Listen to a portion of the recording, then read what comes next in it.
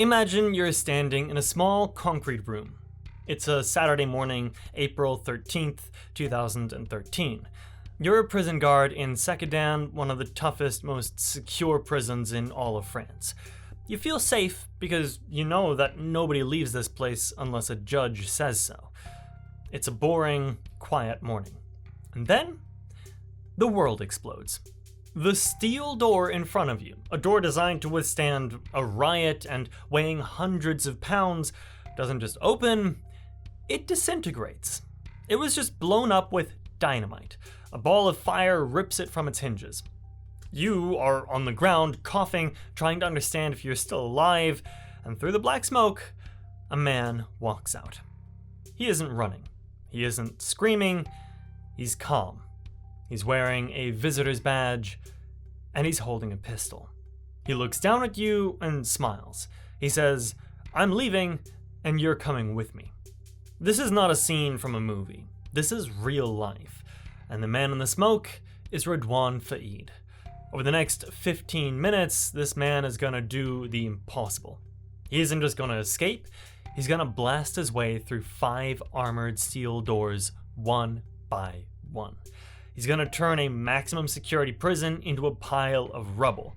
And he's gonna take 4 hostages, trigger a manhunt involving 3,000 police officers, and humiliate the entire French government. And he's gonna do it all with a packet of tissues and a smile. To understand how a human being pulls off something this crazy, you have to understand who Redouane Faïd is, because he's not your average criminal. If you met him on the street, you wouldn't clutch your bags or cross to the other side. You'd probably shake his hand. He's charming, he's polite, he speaks with an intelligent, soft voice, he dresses in sharp suits. In the criminal underworld, they don't call him the killer or the beast, they call him the writer. Why? Well, because Redouane Faïd treats crime like an art form. And more importantly, he treats his life like a Hollywood movie. This is the first secret you need to understand about him. Redouane Faïd is obsessed with cinema. When he was a kid growing up in the rough concrete suburbs of Paris, he didn't learn about life from school, he learned it from the screen. He watched the movie Scarface dozens of times. He memorized the lines, he studied the way Tony Montana walked, the way he talked, and the way he commanded respect. But his Bible, the movie that changed his soul, was Heat. You know the movie Heat? It stars Robert De Niro and Al Pacino. De Niro plays a professional thief, cold, disciplined, perfect. Faïd didn't just watch this movie for entertainment, he watched it as a tutorial. He sat there with a notebook. He analyzed how the crew communicated during bank robberies. He studied how they checked their corners, how they handled their weapons, how they dealt with the police. He decided that he wouldn't be a messy street thug, he would be a professional, just like De Niro. Years before he was sitting in that prison cell, Faïd actually went to a film festival in Paris. He managed to find Michael Mann, the famous director of Heat. Imagine this. A real-life gangster walks up to a Hollywood director. Faïd shook Michael Mann's hand, looked him in the eye, and whispered, "Thank you. You were my technical advisor." He wasn't joking. When Faïd robbed armored trucks in the 1990s, he and his crew wore the exact same hockey masks that the characters wore in the movie. He lived his life acting out a script that only he could see. He wanted the fame, he wanted the glory, and in 2010, he even wrote an autobiography about his life.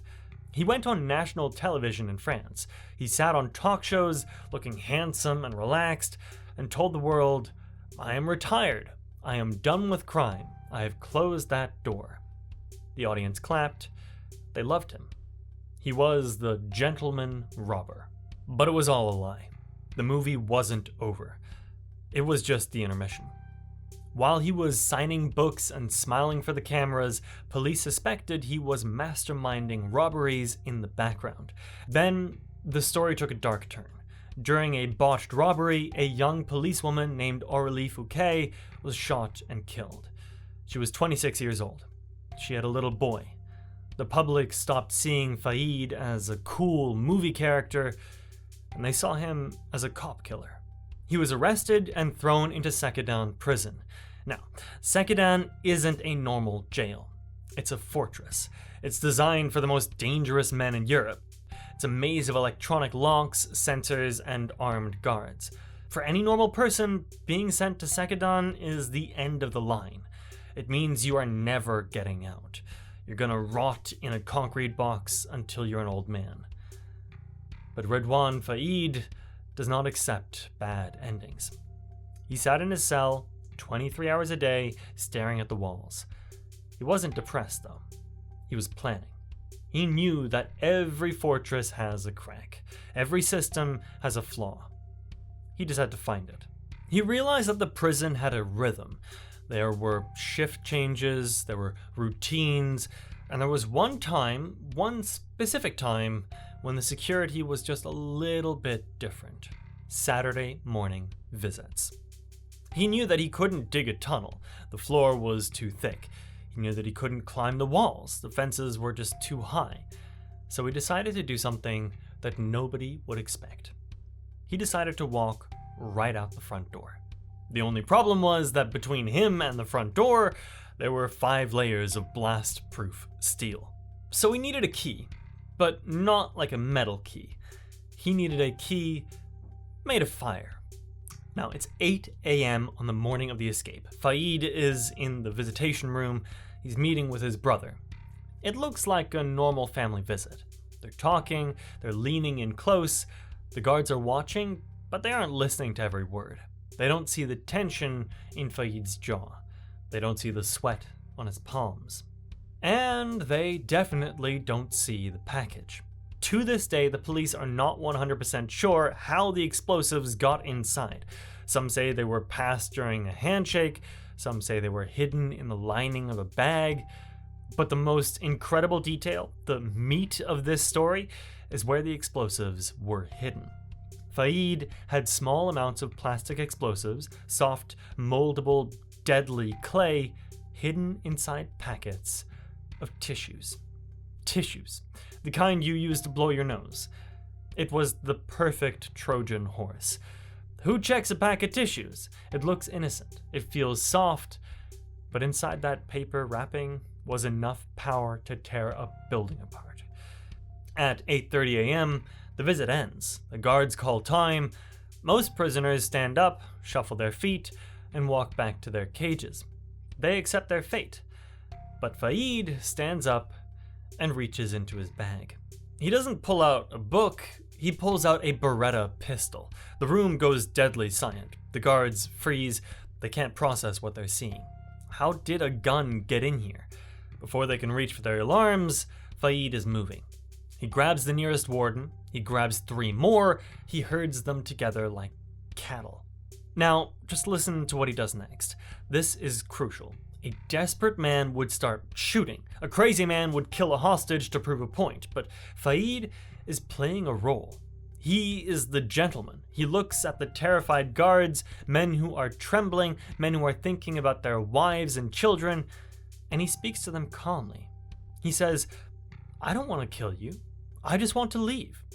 Do exactly what I say, and you will go home tonight." He gives them hope. He manipulates them. He turns them into his partners. He arranges them in a tight circle around him. He uses their bodies as a human shield. He knows that the snipers in the towers won't shoot. They can't risk hitting one of their own. It is a brilliant, evil tactic. So they start walking. They reach the first door. It's a heavy, gray slab of steel. It's locked electronically. There are no keypads, no keyhole. It's designed to be unbreakable. Faid takes out a pack of tissues. He peels back the paper. He takes the soft lump of plastic explosive and molds it onto the metal right over the locking mechanism. He creates a shaped charge. He knows exactly how much to use. Too little and the door stays shut. Too much and he kills everyone in the room, including himself. He tells the guards to step back. He covers his ears. Boom. The explosion is deafening. The air instantly fills with gray dust. The heavy steel door is twisted like a piece of wet cardboard. It just swings open, hanging by a single hinge. Faid pushes the guards through the smoke. "Move," he commands. "Keep moving." The alarm is blaring now. A siren is screaming across the entire prison complex. "Escape in progress. Sector 4. Explosions reported." Here we go. Every police officer in the region is jumping into their car. The radio is going crazy, but inside the smoke, Faid is in control. He reaches the second door. He repeats the process. He sticks the charge. He steps back. Boom. He's literally blasting a tunnel through the prison. He's just carving his own exit. He reaches the third door. Boom. The fourth door. Boom. Imagine the psychological pressure. The guards are deaf, covered in dust, choking on the fumes. They're terrified, but they're also amazed. This man isn't stopping. He is a force of nature, and he's walking right through walls. They reach the fifth door, the final gate, the only thing separating Ridwan Faid from the fresh air of freedom. This is the most dangerous moment. On the other side of this door is the prison courtyard and the outer perimeter. There could be guards waiting. There could be rifles pointed at his chest. He plants the final charge. He grabs the hostages tight. Boom. The gate flies open. Sunlight floods into the corridor. Faid steps out. He's free. But the movie isn't over just yet. Walking out is the easy part, but staying out is the hard part. A getaway car is waiting for him on the road. It isn't luck. It is perfect timing. His accomplice is behind the wheel, engine running. Faid shoves the hostages aside. He releases them, just like he promised. He doesn't shoot them. He leaves them standing there, shaking, traumatized, but alive. He jumps into the car. The tires screech, they speed away, leaving the smoking ruin of the prison behind. And in less than 20 minutes, Ridwan Faid has done what no one thought possible. He's defeated the system. France goes into shock. The news breaks instantly. The writer has escaped. Public enemy number 1 is on the loose. The Minister of Justice goes on television and calls it an act of war. Interpol issues a red notice. This is the highest level of alert in the world. It means that every police force in 26 countries is looking for him. His face is on every screen, and his name is on every newspaper. For the police, this is a nightmare. For Faid, this is the climax of his film. But he knows that the police are looking for the getaway car, so a few miles down the road, he pulls over, he gets out, and then he does something iconic. He sets the car on fire. He watches it burn. This isn't just about destruction, it's about erasing the past. The fire destroys his DNA, it destroys fingerprints, it destroys hairs, it leaves the police with nothing but a scorched metal skeleton. He jumps into a second vehicle, then later a third. He switches cars like he switches costumes. He vanishes into the French countryside. Now, let me ask you a question. If you were the most wanted man in Europe, where would you go? Would you fly to Brazil? Would you take a boat to Thailand? Would you try to get to a country with no extradition treaty? Well, this may be what a normal person would do, but Ridwan Faid is addicted to the game. He doesn't leave the country. He stays in France. He stays in the suburbs of Paris. Why? Because this is his territory. This is where he feels like a king. He relies on the code of silence in the underworld. He moves from cheap hotel to cheap hotel. He wears wigs. He puts on thick glasses. He changes the way he walks. He becomes a ghost in his own city. For 6 weeks, he's invisible. The police are tearing their hair out. They're tapping thousands of phone lines. They're kicking down doors. They're interrogating his friends, his family, his old associates, but nobody is talking. But life on the run is expensive. You have to pay for everything in cash. You have to pay people to keep their mouths shut. You have to pay for fake IDs. Faid is bleeding money. And eventually, even a mastermind will make a mistake. The police get a tip. It is a tiny, insignificant detail. A car that was seen moving materials in a way that looked suspicious. a phone signal that pinged off a tower in an industrial area. They narrow it down. They trace him to a cheap budget hotel in a town called Ponteau-Combo, about 20 miles east of Paris. It's a B&B hotel, the kind of place where truck drivers sleep for a few hours before getting back on the road. It is unglamorous. It's boring. It's the last place you would expect to find a movie star gangster. It's May 29th, 2013, 3 o'clock in the morning. Fahid is in room 28. He's asleep. He probably thinks he is safe for one more night. He probably thinks the police are looking for him in South America. But outside, the parking lot is filling with shadows. The BRE, the elite French anti-gang brigade, is surrounding the building. These aren't regular cops. These are the guys they call when things go really bad. They're wearing heavy body armor, night vision goggles, and carrying assault rifles. They know Fahid likes explosives. They know he's dangerous, and they aren't gonna knock. They creep up the stairs. They stack up outside the door. Crash! They smash the door in with a battering ram. They throw in a flashbang grenade. The room is filled with a blinding white light and a deafening bang. Fahid wakes up from a dead sleep. He's disorientated. He sees lasers dancing on his chest. He sees the barrels of a dozen rifles pointing at his head. Police, don't move, hands. In the movies, this is the part where the anti-hero grabs his gun and goes out in a blaze of glory. He fights to the death. But Redouane Fahid is smarter than that. He looks at the cops. He looks at his own gun, which is sitting on the nightstand. He knows the math. He knows he can't win this firefight. He slowly raises his hands. He doesn't scream. He doesn't beg. He just surrenders. When the police handcuff him, he's wearing his underwear. It's a humiliating end. The man who blasted through steel doors is dragged out of a cheap motel room, half naked, into the flashing blue lights of the police cars. They search the room, and they find something interesting. They find a wig. They find a gun, but they also find evidence of his next plan. He wasn't planning to stay in that hotel. He was working on getting forged documents to go to Israel. Why Israel? Because years ago, when he was on the run for the first time, he hid in Tel Aviv. He actually learned to speak Hebrew. He bought a kippah, the Jewish skullcap. He disguised himself as an Orthodox Jew. He lived among them, walking among them, and nobody suspected that he was a Muslim gangster from Paris. He was a master of disguise. He was ready to play a new character, but the credits rolled before he could put on the costume. They threw him back in prison. This time, they put him in the isolation ward. They put him in a cell where he was watched 24 hours a day. They added 10 years to his sentence. The judge looked at him and said, "You are a danger to society." Fahid looked back at the judge. He didn't look broken, though. He looked defiant. He said, "I have an addiction. I am addicted to freedom. When I am in a cell, I am in a concrete coffin. I cannot breathe."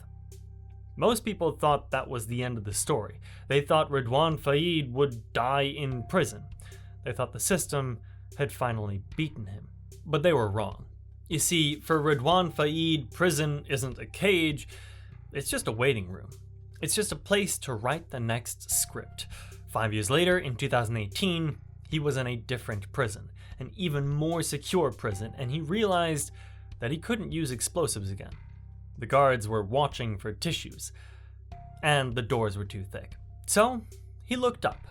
He looked at the sky. And on Sunday morning, in July 2018, the prisoners in the courtyard heard a noise, a buzzing sound. It got louder and louder. They looked up and saw a helicopter descending from the clouds. It didn't hover. It landed right in the middle of the prison. 3 men jumped out with Kalashnikov rifles. They grabbed Fahid and they flew away. He did it again. But that's a story for another video. Because the story of the man who blew up the 5 doors teaches us one thing. You can build the thickest walls in the world, you can have the best locks, the best guards, and the best cameras, but if you lock up a man who believes he is the hero of his own movie, a man who has imagination and nothing to lose, he's gonna find a way out. Redouane Fahid proved that for him, The end of the movie is never the end. It's just the setup for the sequel. And somewhere in a dark cell in France right now, he's sitting on his bed. He's older, he's grayer, but his eyes are still open. And you can bet everything you have that he's writing the next script. Do you want to see how he gets away with the helicopter? Stay tuned. If you enjoyed this Prison Break case, check out the channel. There you'll find many great stories just like this one. If you like what you see, please subscribe. I'd be very grateful, and I'll catch you next time.